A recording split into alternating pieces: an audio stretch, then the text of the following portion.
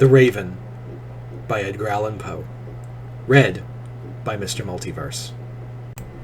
Once upon a midnight jury, while I pondered, weak and weary, over many a quaint and curious volume of forgotten lore, while I nodded, nearly napping, suddenly there came a tapping, as of someone gently rapping at my chamber door. "'Tis some visitor," I muttered, tapping at my chamber door. Only this, and nothing more. Ah, distinctly I remember. It was in the bleak December, and each separate dying ember wrought its ghost upon the floor. Eagerly I wished the morrow. Vainly I had sought to borrow from my books surcased of sorrow for the lost Lenore, for the rare and radiant maiden whom the angels named Lenore, nameless here forevermore. And the silken, sad, uncertain rustling of each purple curtain thrilled me, filled me with fantastic terrors never felt before, so that now, to still the beating of my heart, I stood up repeating, "'Tis some visitor entreating entrance at my chamber door, some late visitor entreating entrance at my chamber door. This it is, and nothing more." Presently my soul grew stronger, hesitating then no longer. "Sir," said I, "or madam, truly your forgiveness I implore. But the fact is I was napping, and so gently you came rapping, and so faintly you came tapping at my chamber door, that I scarce was sure I heard you." Here I threw open wide the door. Darkness there, and nothing more. Deep into that darkness peering, long I stood there wondering, fearing, doubting, dreaming dreams no mortal ever dared to dream before. But the silence was unbroken, and the stillness gave no token. And the only word there spoken was whispered word, "Lenore?" This I whispered, and an echo murmured back the word, "Lenore." Merely this, and nothing more. Back into the chamber turning, all my soul within me burning, soon again I heard a tapping, somewhat louder than before. "Surely," said I, "surely that is something at my window lattice. Let me see then. What thereat is, and this mystery explored. Let my heart be still a moment, and this mystery explored. 'Tis the wind, and nothing more."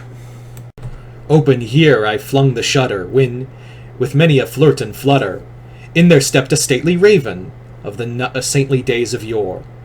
Not the least obedience made he, not the minute stopped or stayed he, but in mine lord of lady, perched upon my chamber door, perched upon the bust of Pallas just above my chamber door, perched and sat, and nothing more. Then this ebony bird, beguiling my sad and fancy into smiling, by the grave and stern decorum of the countenance it wore.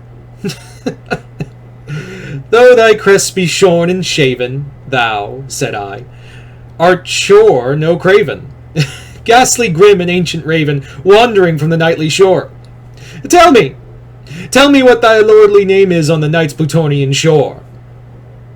Quoth the raven, "Nevermore." Much I marvelled this ungainly fowl to hear discourse so plainly, though its answer little meaning, little relevancy bore. For we cannot help agreeing that no living human being yet ever was blessed with seeing bird above his chamber door, bird or beast upon the sculptured bust above his chamber door, with such a name as Nevermore.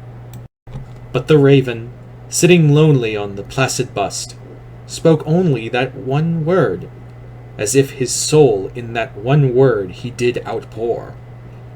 Nothing farther than he uttered, not a feather than he fluttered.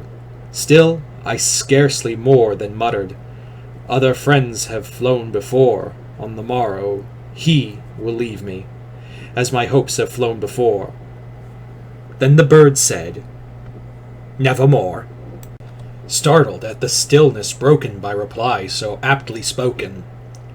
"Doubtless," said I, "what it utters is its only stock and store. caught from some unhappy master, whom unmercifully disaster followed fast and followed faster, till his songs burdened bore, till the dregs of his hope that melancholy burden bore, of never, nevermore. But the raven, still beguiling all my fancy into smiling, straight I wheeled a cushioned seat in front of bird and bust and door. Then upon a velvet sinking, I betook myself into linking a fancy unto fancy, thinking that this ominous bird of yore, what this grim, ungainly, ghastly, gaunt, and ominous bird of yore meant in croaking nevermore. This I sat engaged in guessing, but no syllable expressing to the fowl whose fiery eyes now burned in my bosom's core. This and more I sat divining, with my head at ease reclining on the cushion's velvet lining that the lamplight glowed at yore, but whose velvet violet lining with the lamplight gloating yore, she shall pass, nevermore. Then methought the air grew denser, perfumed by some unseen censer, swung by seraphim whose footfalls tinkled upon the tufted floor. Wretch! I cried, thy God hath let me in thee. By these angels he hath sent thee respite, respite, and nepenthe for thy memories of Lenore. Quaff, oh quaff this kind nepenthe, and forget this lost Lenore. Quoth the raven, nevermore. Prophet, said I, thing of evil, prophet still, if bird or devil, whether tempest sent or whether tempest tossed thee here ashore.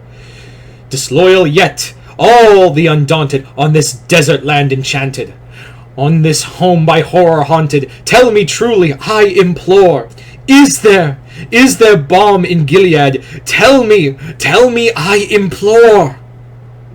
Quoth the raven, nevermore.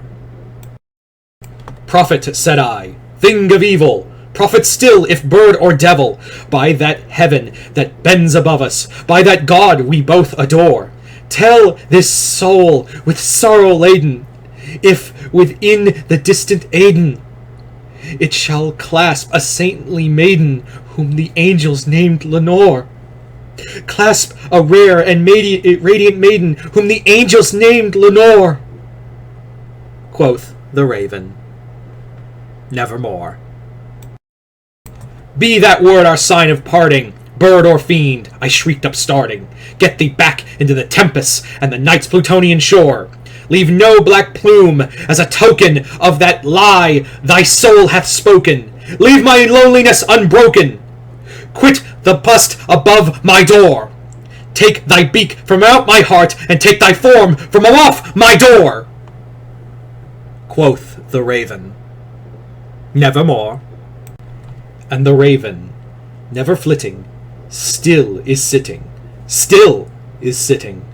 on the pallid bust of Pallas just above my chamber door, and his eyes have all the seeming of a demon that is dreaming, and the lamplight yore of him streaming through shadows on the floor, and my soul from out that shadow lies floating on the floor, shall be lifted nevermore.